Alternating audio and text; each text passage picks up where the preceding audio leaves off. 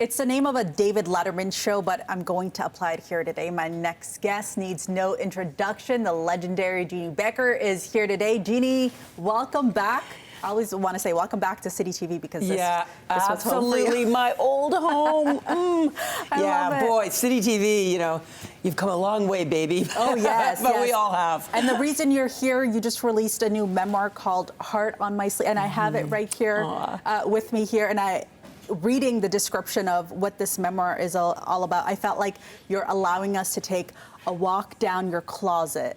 And not only are we getting to speak about fashion as the host of fashion television, but also learn the story, because as a lot of people say, the fabrics we wear tell their own tales. Without question, I think these garments or accessories that we keep in our wardrobes, and sometimes keep them for a long, long time because we're so sentimentally attached to them.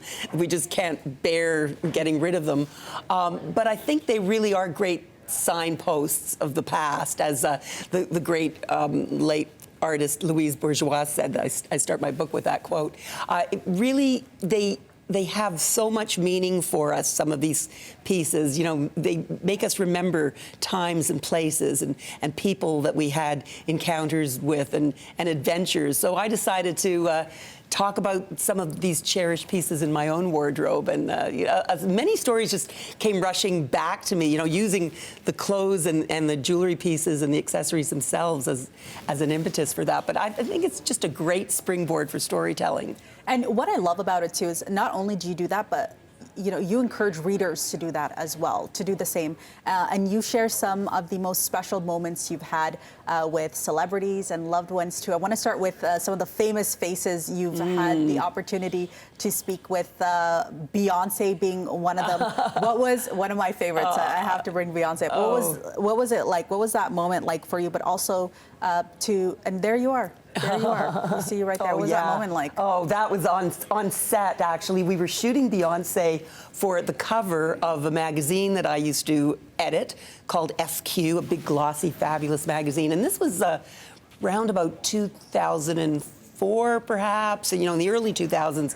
And her star had begun to rise. I mean, she was nowhere the huge megastar that she is today. But I was so impressed with her professionalism and her warmth and her genuine caring, just the kindest, most wonderful person. You know, I knew she was destined for mega greatness, and I'm just so happy to see how well she's done since. Yes, and you also introduced us to some of the people just closest to you. I love that you incorporate your friends and your family. What was that like for you? But also, why was it so important to incorporate your personal life? Well, I mean, it is a personal memoir, and what's more important to me than the people in my personal life? Obviously, they are responsible for who I am and have played such a role in my evolution. My late great parents, who were immigrants, Holocaust survivors, really taught me so much about love, unconditional love, but also about toughness and tenacity, because they were survivors. So I knew from the get-go that that was in my DNA. I was going to be a survivor as well. My two daughters, Becky and Joey, who are I'm going to start crying talking about the absolute lights of my life. Both very creative. Becky is an illustrator, animator, so an artist who actually did the illustrations for the book. Becky O'Neill is her name. And my daughter Joey, who lives in the Yukon, and she's a singer-songwriter and another great talent.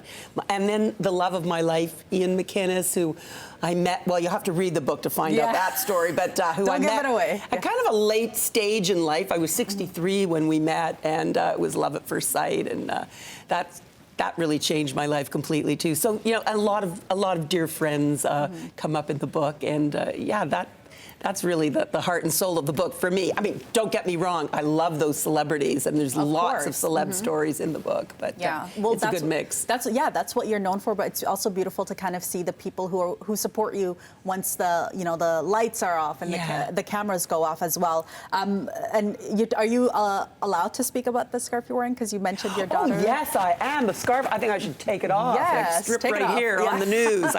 Will that be a first? Yes, this is a scarf scarf that features illustrations from the book, all these little garments and accessories that you see. And it was designed by Jeanne Beker, a very dear friend of mine. And Becky, of course, my daughter, is responsible for the illustrations. And we're going to be selling these scarves and some gorgeous kimonos that Shannon created from this fabric on Style Matters, Thursday night, 7 o'clock, Shopping Channel, TSC, right? Definitely tune in for that. We're going to be selling the book as well on TSC, so that's exciting. That really means a lot to me.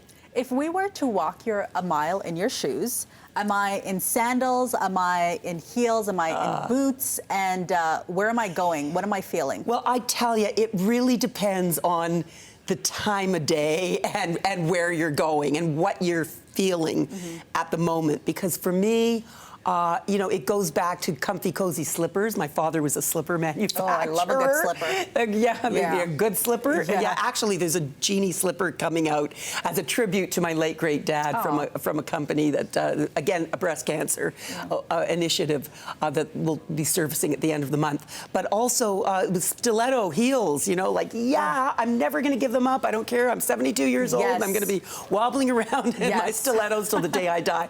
But, do I love a great loafer? Do I love a great sneaker? Do I love a great cowboy boot? It really all depends, and I think that's the joy of our wardrobes, because they really illustrate so many different facets of ourselves. There's a time and place for it all. One last thing. You are in someone's worst dress list? Yes, I was. The Call them nerve. out. That was a Canadian magazine that shall remain nameless. And it was because of an outfit, a Canadian designed outfit, this black and white. Hey, it was the 80s. There was a lot of weird fashion going on. But it was this black and white outfit that had stripes and polka dots. And I wore it during an encounter with Keith Richards, the coolest guy on the planet.